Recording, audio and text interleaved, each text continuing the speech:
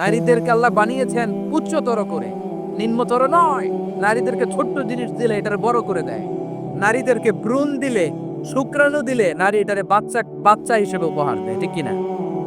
বিয়ের মাধ্যমে স্বামী যখন তার শুক্রাণু তার স্ত্রীকে উপহার দেয়, স্ত্রী রিটার্নে কি উপহার দেয়? ফুল ফর্ম বেবি, মানব সন্তান। দেখছেন, আপনি দিলেন একটু, উনি দিছে বিশাল। আপনি যদি নারীকে বাজার এনে দেন, নারী এটাকে সুস্বাদু খাবারে রূপান্তর করে দেয়। আপনি তাকে একটা মুচকি হাসি দিয়ে দেন, সে তার কলিজা দিয়ে দেয়। কিন্তু যদি আপনি তার মনে কষ্ট দেন, সে আপনার জীবনকে জাহান্নাম বানায়া দেয়। খবর আছে, নারীর মন বুঝতে পারলে নেয়ামত, বুঝতে না পারলে কিয়ামত। ঠিক কিনা বলে? কত দামি আপনি জানেন না? জানেন না আপনি কত দামি? অনেক দামি আপনি। আপনাদেরকে যেন ভোগের সস্তা পণ্য বানাতে না পারে, আপনাদেরকে সচেতন থাকতে হবে, সজাগ থাকতে হবে, কনসার্ন থাকতে হবে। শয়তানের ওই হাতছানির দিকে আর নজর দেয়া যাবে না। তাহলে কেন আল্লাহ তাআলা এই ফাহশা অশ্লীলতাকে হারাম করলেন? 1 নাম্বার, এতে হিউম্যান ডিগনিটি কমে। 2 নাম্বার, এতে মানুষের অধিকার নষ্ট হয়। আপনি বিয়ে করেছেন, এরে পরকিয়া করেন, ওর সাথে এরকম আছে না নাই?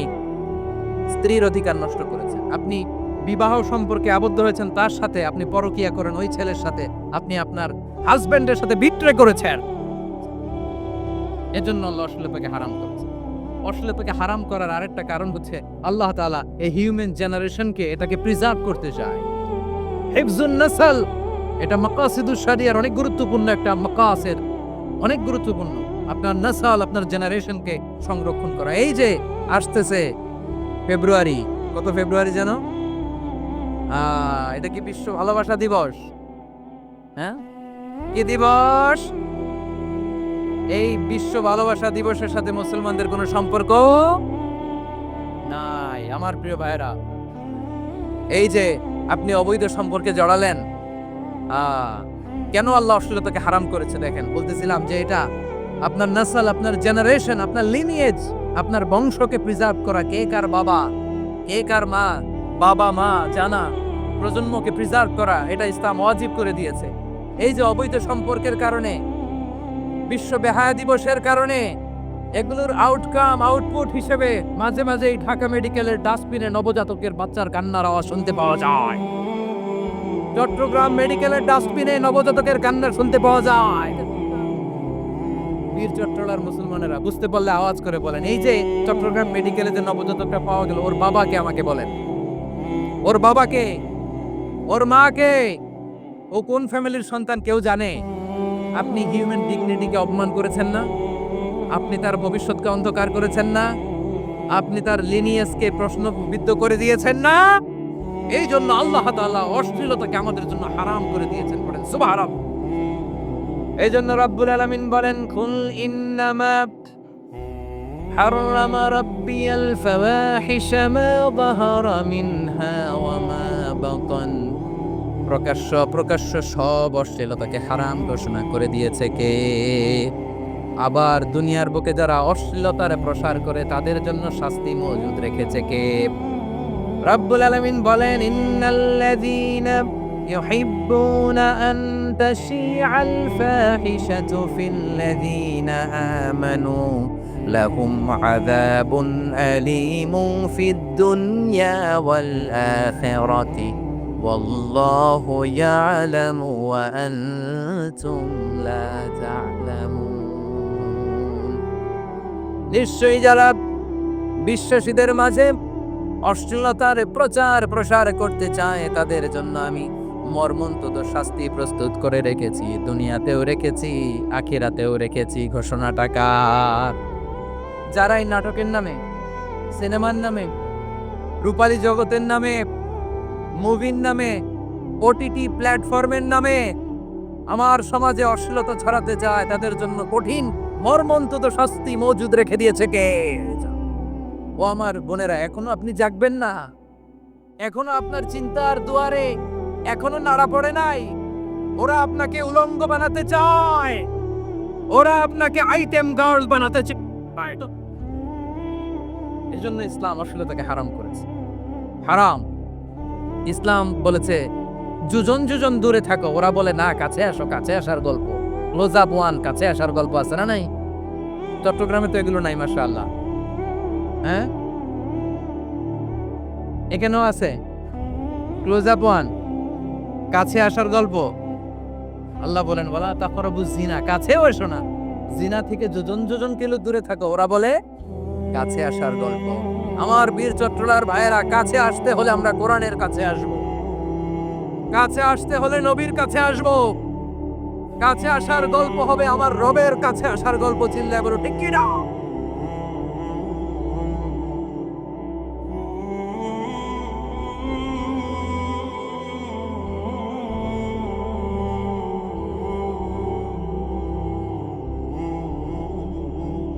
বসুন বসুন আমার ভাইয়েরা। তাহলে অশ্লীলতার সাথে আমাদের কোনো সম্পর্ক, সবাই বলতে পারেননি, আওয়াজ করে বলেন, অশ্লীলতার সাথে আমাদের কোনো সম্পর্ক? আমরা এই সমস্ত ক্লোজ আপ ওয়ান, কাছে আসার গল্পের প্রোগ্রামে যাব? আমরা কোন ধরনের অশ্লীল কন্টেন্ট সোশ্যাল মিডিয়ায়, টিভিতে দেখব? কি যুগ যে আমরা কাটাচ্ছি আপনি কল্পনা করতে পারবেন না। পর্ন ইন্ডাস্ট্রি, নারী পুরুষের বস্ত্রহীন যুগল দৃশ্য, এইটাকে দিয়ে ওরা কোটি ডলারের ইন্ডাস্ট্রি বানিয়েছে। পুরো মানব ইতিহাসে এরকম জঘন্য সময় মানব ইতিহাস পার করে নাই। পর্ন এটা ইন্ডাস্ট্রি হয়েছে। আমাদের এই যুবকগুলো, জেনজিগুলো, ওদের চরিত্র বাঁচাবে কি করে? কেমন করে হেফাজত করবে ওদের এই মূল্যবান চরিত্র? আমার প্রিয় ভাইরা, এই অশ্লীলতার দ্য লেটেস্ট ভার্সন হচ্ছে LGBT কিউ, শরীফ থেকে শরীফা। শুনছেন আপনারা? দেখতে পুরুষ, আসলেই পুরুষ, সুস্থ একজন পুরুষ, 4 সন্তানের বাবা, বলে আমি মনে মনে নারী। দেখতে নারী, সুস্থ নারী, আসলেই সে দিব্যি একজন নারী, বলে আমি মনে মনে পুরুষ। সবচেয়ে ভয়ঙ্কর অশ্লীলতার সবচাইতে লেটেস্ট ভার্সন হচ্ছে এই ট্রান্সজেন্ডারিজম। সুস্থ পুরুষ তার বায়োলজিক্যাল গ্রোথকে হরমোন দিয়ে স্টপ করে দিয়ে সে সার্জারি করে নারী হতে চায়, সুস্থ নারী পুরুষ হতে চায়। পুরুষ পুরুষের প্রতি সেক্সুয়ালি আকর্ষণ বোধ করে, এটা লূত আলাইহিস সালামের কওমের মধ্যে ছিল। এটাকেও আল্লাহ কোরআনে ফাহিশা বলেছেন। ওয়ালুতান ইয ক্বালা লিকওমিহি আতাতুনাল ফাহিশাতা মা সাবাকাকুম বিহা মিন আহাদিম মিনাল আলামিন। লূত আলাইহিস সালাম বললেন, তোমরা কি এমন এক অশ্লীল কার্যক্রমে ডুব দিলে নাকি যেটা গোটা বিশ্বের কেউ কখনো করে নাই, তোমরাই প্রথম করেছো? পড়েন না আউযুবিল্লাহ। এই পশ্চিমের এই রোগ আমার দেশে যেন আসতে না পারে, আমাদের সজাগ থাকতে হবে। প্রিয় ভাইরা, চিল্লায় বলেন ঠিক কি না? পশ্চিমের অবস্থা ভয়ঙ্কর। পাশ্চাত্যে, আমি যুক্তরাষ্ট্রে ছিলাম অনেকদিন, কয়েক মাস, বিভিন্ন স্টেটে ঘুরেছি। গার্ডিয়ানরা উদ্বিগ্ন, ছেলে মেয়েদেরকে, ছোট্ট ছেলে মেয়ে, ওদেরকে জিজ্ঞেস করে, তুমি how do you feel right now inside yourself? তুমি ভিতরে ভিতরে কেমন ফিল করো? তোমার কি ছেলে ছেলে লাগে না মেয়ে মেয়ে লাগে? আচ্ছা বলেন, এই ছোট্ট বাচ্চাটাও কি এগুলো জেন্ডার অ্যাসাইনমেন্ট বলতে এগুলো কিছু বুঝে? এইভাবে মিসগাইড করা হচ্ছে। কৌতূহল বশত ছোট্ট ছেলে যদি বলে আমার তো মেয়ে মেয়ে লাগে, তখন বলে যে না তুমি মেয়ে, ছেলে না। মা বাবা বাধা দিলে ওকে আলাদা গভর্নমেন্ট হাউসে নিয়ে যাবে। ভয়ঙ্করতম অবস্থা। আমরা একটা সময়ে শুনতাম যে হুজুর আমার ছেলেটা খুব ভালো, হাফেজে কোরআন, আল্লাহওয়ালা। হুজুর আমার ছেলে দাড়ি রাখছে, আল্লাহওয়ালা। হুজুর আমার ছেলে 5 ওয়াক্ত সালাত জামাতের সাথে পড়ে, তার মানে আল্লাহওয়ালা। পশ্চিমে যে আমি কি শুনছি জানেন? ওরা বলে হুজুর আমার ছেলেটা ইউনিভার্সিটির একটা মেয়ের সাথে প্রেম করে, ও খুব আল্লাহওয়ালা, হুজুর দোয়া করবেন। এর কারণ ওদের কাছে আল্লাহওয়ালার ক্রাইটেরিয়া হচ্ছে হুজুর আমার ছেলেটা আরেক ছেলের পছন্দ করে নাই, আমার মেয়েটা আরেক মেয়েকে ভালোবাসে নাই, এজন্য আমার ছেলেটা আল্লাহওয়ালা, হুজুর ওর জন্য একটু দোয়া করে দিয়ে। কি চ্যালেঞ্জ ওরা ফেস করতেছে! ওনার ছেলে যে আরেক ছেলেরে বিয়ে করবে না, এটাতেই উনি খুশি যে আলহামদুলিল্লাহ আমার ছেলেটা একটা মেয়েরে ভালোবাসে, আমার মেয়েটা একটা ছেলেরে ভালোবাসে, মানে এটা খুব আল্লাহওয়ালা। নাউজুবিল্লাহ পড়তে পারলেন না? এজন্য অশ্লীলতার সাথে আমাদের কোনো সম্পর্ক। রব্বুল আলামিন বলেন ওয়ায়ানহা আনিল ফাহশাই ওয়াল মুনকারি ওয়াল বাগি তিনটা জিনিসকে আমি নিষিদ্ধ করলাম। এক নাম্বার হলো ফাহশা, অশ্লীলতা। দুই নাম্বারে হলো মুনকারের সমস্ত মন্দ কাজ। আপনাদের মনোযোগ আছে না? শেষ করে দিব? আর 2 মিনিট শুনবেন? আচ্ছা বলি তাহলে, আর 2 মিনিট। তাহলে নিষেধাজ্ঞা জারি করেছেন তিনটা জিনিসের উপর। এক নাম্বার কি? ফাহশা, অশ্লীলতা। 2 নাম্বার মুনকার। মুনকার মানে হচ্ছে যত মন্দ কাজ, খারাপ কাজ, বাজে কাজ, এটার বলে মুনকার। এটার কি বলে? আপনারা পড়ছেন না? তা'মুরুনা বিল মা'রুফি ওয়া তানহাউনা আনিল মুনকার। ভালো কাজের আদেশ, সৎ কাজের আদেশ, অসৎ কাজের নিষেধ। মুনকার, মুনকার হচ্ছে মানুষের স্বাভাবিক বিবেকবোধ যেটাকে খারাপ বলে, ওইটাই মুনকার। পৃথিবীর সব আসমানি গ্রন্থ যেটাকে খারাপ বলেছে, মানুষের স্বাভাবিক বিবেকবোধ যেটাকে খারাপ বলেছে, এগুলো সব মুনকার। যেমন ইফটিজিং, এটা কি ভালো না খারাপ? মজুদদারি, খাদ্যে ভেজাল দেওয়া, ওজনে কম দেওয়া, মাছে ফরমালিন মেশানো, চাঁদাবাজি, টেন্ডারবাজি, দখলবাজি, এগুলো আমাদের স্বাভাবিক বিবেকেই বলে এগুলো খারাপ, এগুলো হচ্ছে মুনকার। আল্লাহ তাআলা এই মুনকার থেকে আমাদেরকে বেঁচে থাকতে বলেন। আর শয়তান এই মুনকারের প্রতি আমাদেরকে উদ্বুদ্ধ করে।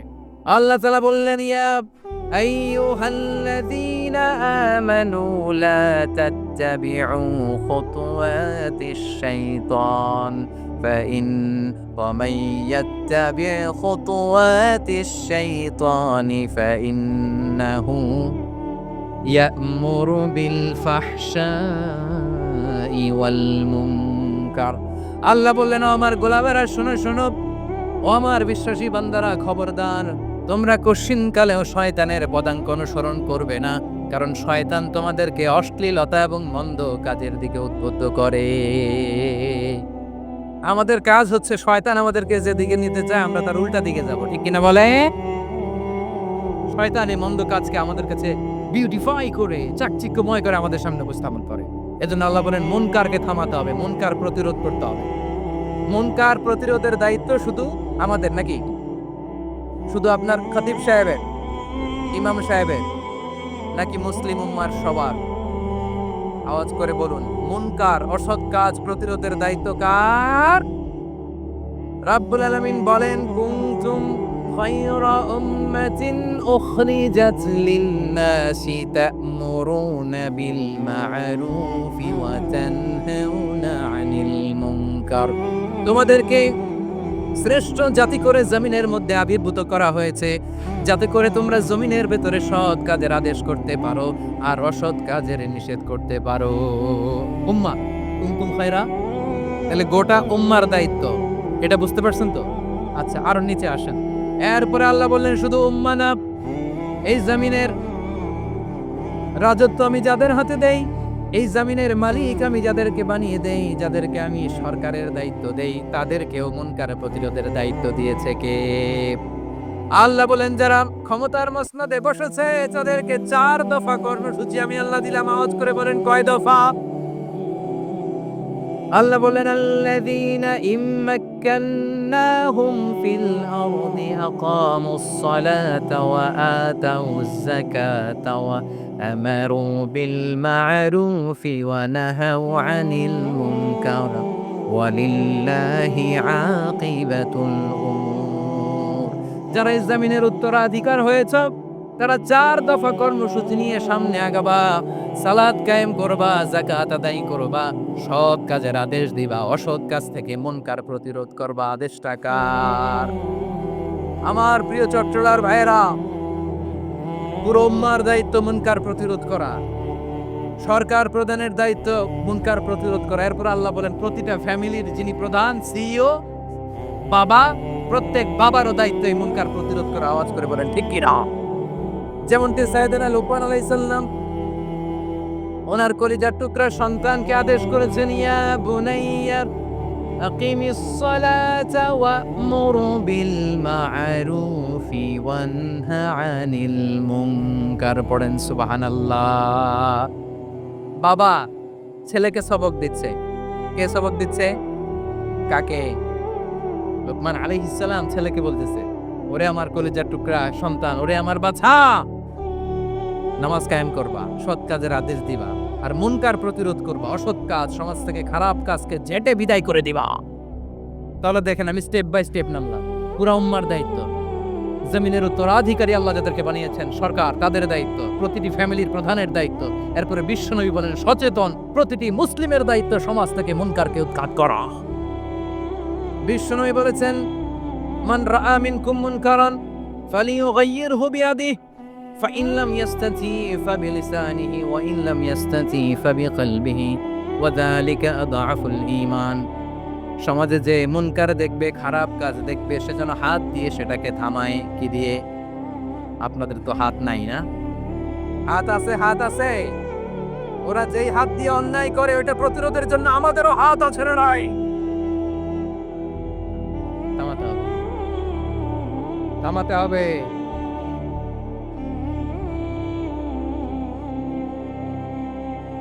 বসুন আমার প্রিয় ভাইয়েরা, ওরা ওদের যে হাত দিয়ে টেন্ডারবাজি করে, চাঁদাবাজি করে, ইফটিজিং করে, দখলবাজি করে, যে হাত দিয়ে, ওই মুনকার থামায় দেওয়ার জন্য আল্লাহর দিয়ে আমাদেরও দুটি হাত আছে না নাই? আমাদেরও হাত আছে। থামাইতে হবে, থামাইতে হবে, হিম্মত করতে হবে। আমার প্রিয় ভাইরা, না থামালে আমরাই ডুববো শেষমেশ। আমাদের বাঁচার জন্য হইলেও থামাইতে হবে। রব্বুল আলামিন বলেন ওয়াত্তাকু ফিতনাতাল লা তুসিবান্নাল্লাযীনা যালামু মিনকুম খাসসা। ও আমার গোলামেরা, ওই আযাবকে ভয় করো যে আযাব যখন আমি জমিনের বুকে পাঠাই শুধু জালেমদেরকেই মারি না, আলেমদেরকেও মারি। আযাব যখন আসে তখন শুধু জালিমই মরে না, আলেমও মরে। জানেন মুসা আলাইহিস সালামের পায়ে একবার একটা লাল পোকা কামড় দিয়েছে, লাল পিঁপড়া। লাল পিঁপড়া কামড় দিলে খুব আরাম লাগে না? কি লাগে? হ্যাঁ, জ্বলে না? লাল একটা পিঁপড়া কামড় দিছে, তো উনি রেগে মেগে পাশি দেখে লাল পিঁপড়ার বাসা, পা দিয়ে ডলে মুছে সবগুলো পিঁপড়া মেরে ফেলছে। এই ঘটনাটা আল্লাহ ঘটিয়েছেন। এজন্য মুসা আলাইহিস সালাম ছিলেন কালিমুল্লাহ, সরাসরি আল্লাহর সাথে কথা বলতেন। তিনি আল্লাহকে জিজ্ঞেস করেছিলেন, আল্লাহ তুমি যখন কোনো জনপদে আযাব পাঠাও, শাস্তি দাও, ওখানকার শুধু জালেমরাই তো মরে না, ভালো মানুষগুলাও মরে, তো আযাব দিবা মুশরিকদের উপর দিবা, অবাধ্যদের উপর দিবা, ভালো মানুষগুলারে মারো কেন? আল্লাহ বললেন, মুসা তোমার যে কামড় দিছিল পায়ের মধ্যে পিঁপড়া, কয়টা পিঁপড়া? জোরে বলেন। একটা পিঁপড়া, তো সবগুলারে মারলা কেন? রেগে মেগে পুরো পিঁপড়ার বাসা ভেঙে ম্যাসাকার করলা কেন? এই মুসা, আমি যখন অ্যাকশনে যাই, আমি যখন শাস্তি দেই, তখন এত বাস বিচার করা হয় না, বাস বিচার করা যায় না। যখন অ্যাকশনে যাওয়া হয় ওইটা ডাইরেক্ট অ্যাকশন হয়ে যায়। চিল্লায় বলো ঠিক কি না? এজন্য আমাদের বাঁচার জন্য হলে ওই পাপ থামাতে হবে, এই শয়তানের অট্টহাসি থামাতে হবে, অন্যায় অপরাধ সমাজ থেকে আমাদের থামাতে হবে। কারণ আযাব আসলে ওরাও মরবে, আমরাও মরবো। একটা জাহাজ 2 তলা, আপনি আছেন 2য় তলায়। শুনতেছেন? শুনতেছেন? জাহাজ কয় তলা? আপনি কোন তলায়? 2য় তলায়। নিচের তলার কিছু লোক জাহাজের তলা ছিদ্র করতে আরম্ভ করছে। কি ছিদ্র করতেছে? আচ্ছা, জাহাজের তলা ছিদ্র করলে তলা দিয়ে কি ঢুকে? এখন আপনি যদি বলেন আমার কি, আমি তো 2 তলায়, আমার কি, আমি তো সেফ, আমি ইন দ্য সেফ জোন, আমি তো ভালো আছি, আমি তো ভালো আছি, ওরা ছিদ্র করে ওরা মরবে। আসলে কি শুধু ওরা মরবে? নাকি তলা ফুটো হলে ভিতরে পানি ঢুকলে আপনার শরীর সমাধি হবে? তলা দিয়ে যখন পানি ঢুকবে, জাহাজ ডুবলে আপনিও মরবেন। এজন্য নিজে মরার আগে ওই পাগলগুলোর নিচ তলায় যে থামাতে হবে। চিল্লিয়া বলেন ঠিক কি না? এজন্য আল্লাহ বললেন মুনকার প্রতিরোধের দায়িত্ব সমাজের টপ টু বটম সবার। পুরো উম্মার দায়িত্ব, সরকার প্রধানের দায়িত্ব, প্রতিটি ফ্যামিলির প্রধান বাবার দায়িত্ব। বিশ্বনবী বললেন প্রতিটি সচেতন মুসলিমের দায়িত্ব। এজন্য মুনকার প্রতিরোধ করার দরকার আছে না নাই? সমাজে এই যে ইফটিজিং হয়, আপনার বোনের বয়সী একটা মেয়েকে কিছু বকাটে টিটকারি করে, এই বলে সেই বলে, নোংরা কথা বলে, রাস্তায় দেখেও আপনি পাশ দিয়ে না দেখার মতো চলে যান কেন? আপনি দাঁড়ান না কেন? আপনি দাঁড়ালেই তো থেমে যাবে, কারণ সত্যের যে শক্তি তার সামনে মিথ্যা মুখ থুবড়ে পড়ে। আপনার সামনেও কিছুই না, নাথিং। আপনি দাঁড়ান, ওকে প্রশ্ন করেন যে আমার বোনকে তুমি ডিস্টার্ব করো কেন? আপনাকে দেখে আরো 5 জন দাঁড়াবে, 5 জনকে দেখে আরো 10 জন দাঁড়াবে। আমাদের নীরবতা আর আমাদের নিশ্চুপ থাকাই জালিমদেরকে আরো শক্তিশালী জালিম বানিয়েছে।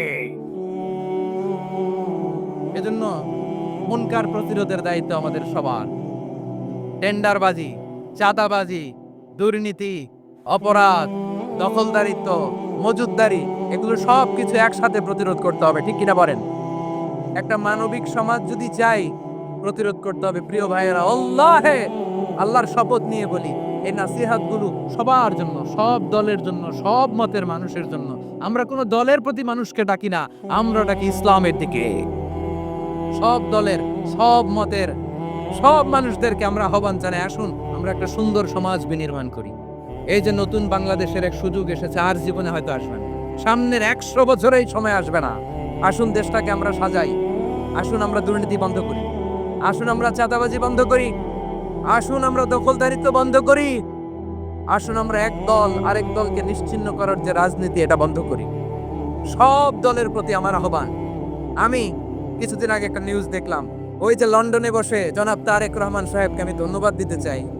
উনি সংবাদ শোনা মাত্রই ওনার দলের অনেক চাঁদাবাজকে উনি বহিষ্কার করেছে।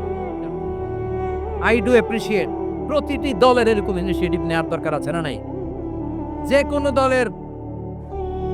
কোনো দলে এই প্র্যাকটিসটা থাকার দরকার আছে না নাই?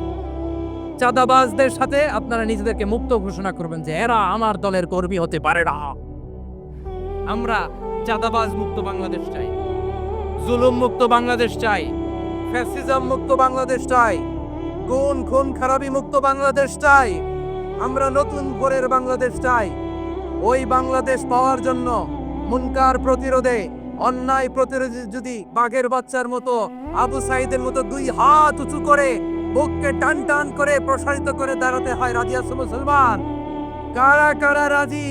আল্লাহকে হাত দেখিয়ে প্রতিজ্ঞা করো।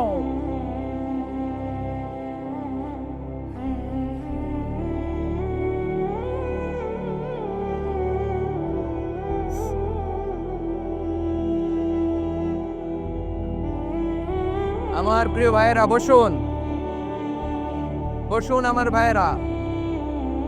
রাব্বুল আলামিন বলেন, ওয়ায়ানহা আনিল ফাহশাই ওয়াল মুনকারি ওয়াল বাগি ইয়াইযুকুম লাআল্লাকুম তাযাক্কারুন। বসুন।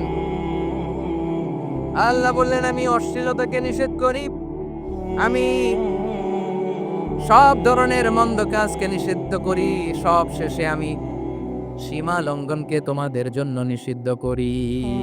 আলোচনা মনে আছে তো, না ভুলে গেছেন? নিষিদ্ধ করেছেন কয়টা জিনিস? 1 নম্বরে অশ্লীলতা, 2 নম্বরে মুনকার তথা সব মন্দ কাজ, 3 নম্বরে আল বাগি, সীমা লঙ্ঘন, ক্রসিং দ্য লিমিট। সীমা লঙ্ঘন করা ভালো না। We all should know our limits. চিল্লায় বলেন ঠিক কিনা? একই আয়াতে আল্লাহ বললেন, কুল ইন্নামা হাররামা রাব্বিয়াল ফাওয়াহিশা মা যাহারা মিনহা ওয়া মা বাতানা ওয়াল ইসমা ওয়াল বাগিয়া বিগাইরিল হক।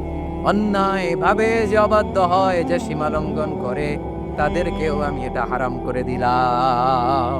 সীমা লঙ্ঘন করা হারাম, সীমা লঙ্ঘন করা হারাম। আল্লাহ বারবার আমাদেরকে ওয়ার্নিং দেয়। যখন আমরা থামি না, তখন আল্লাহ ধরে, আর যখন ধরে তখন ছাড়ে না। ধরে না, ধরলে আল্লাহ ফেরাউনকে কিন্তু হুট করে ধরে নাই। আপনারা জানেন 9 বার ওয়ার্নিং দিয়েছে ফেরাউনকে। আল্লাহ তাআলা ওয়ার্নিং দিয়েছিল কয়বার? বীর চট্টলার বীর সেনানীরা আওয়াজ করে বলেন, ফেরাউনকে ধরার আগে ওয়ার্নিং দেয়া হয়েছিল কয়টা? রাব্বুল আলামিন বলেন, ওয়ালাকাদ আতাইনা মূসা 9 আয়াতিন বাইয়িনাত। 9টা মুজিজা দেখিয়েছি। 1 2 3 বারবার এইভাবে রিমাইন্ডার, ওইভাবে রিমাইন্ডার, এইভাবে নাসিহাত, ওইভাবে দাওয়া। ফাকুলা লাহু কাওলান লাইকিনা, নরম করে বলো, সফট করে বলো, যত ওয়ে হতে পারে দাওয়া মেথডোলজি। মুসা আলাইহিস সালামের সব অ্যাপ্লাই শেষ। 10ম বারে যে আল্লাহ ধরছে, 10ম বারে যে ধরেছে। এজন্য আল্লাহ বলেন, আমি সীমালঙ্ঘনকে পছন্দ করি না। কোরআনের অন্য আয়াতে বাগীকে বলা হয়েছে আল ইতিদা। সীমালঙ্ঘন যারা করে তাদেরকে আল্লাহ বলেছেন মুতাদিন। وقاتلوا في سبيل الله الذين يقاتلونكم ولا تعتدوا إن الله لا يحب المعتدين। আমি সীমা লঙ্ঘনকারীদেরকে কঠিনকালেও পছন্দ করি না। আমরা যেন সীমা লঙ্ঘন না করি। রাজি আছেন তো? যে কোনো ক্ষেত্রে ইবাদতে যেন সীমা লঙ্ঘন না করি। অনেকে আমরা ইবাদতে সীমা লঙ্ঘন করে ফেলি। বিশ্বনবী সাল্লাল্লাহু আলাইহি ওয়াসাল্লাম যেটা শিখিয়েছেন এর বাইরে যে অতিরিক্ত বুজুর্গ হতে চায় এরকম আছে না নাই? করা যাবে না, কোনো ক্ষেত্রেই সীমা লঙ্ঘন করা যাবে, এমনকি যুদ্ধ ক্ষেত্রেও না। বিশ্বনবী সাল্লাল্লাহু আলাইহি ওয়াসাল্লাম বলেন খবরদার যুদ্ধ ক্ষেত্রেও সীমা লঙ্ঘন করো না। কি সুন্দর ইসলাম আমরা পেয়েছি। বিশ্বনবী বলেন খবরদার যুদ্ধের ময়দানে কোনো নারীর গায়ে হাত তোলো না, কোনো শিশুর গায়ে হাত তোলো না, কোনো গবাদি পশু হত্যা করো না, কোনো শস্য ক্ষেত্র ধ্বংস করো না, ইবাদতরত অন্য ধর্মের কোনো সন্ন্যাসীর গায়ে হাত করো না। বলেন সুবহানাল্লাহ। তাহলে আমরা সীমা লঙ্ঘন করতে পারবো? প্রিয় ভাইরা, একটা সুখী সমৃদ্ধ শান্তির সমাজ, মানবিক সমাজ যদি আমরা গঠন করতে চাই, আমাদের আল্লাহর দেয়া কয়টা আদেশ মানতে হবে বলেন দেখি? সবাই বলেন কয়টা? আর বেঁচে থাকতে হবে কয়টা জিনিস থেকে? আওয়াজ করে বলেন কয়টা? আচ্ছা, আদেশ নাম্বার 1 কি ছিল বলেন? আল্লাহর আদেশ কি? 1 নাম্বার আদাল, ন্যায় পরায়ণতা। আমরা সুবিচার, সুশাসন, ন্যায় বিচার চাই কি চাই না?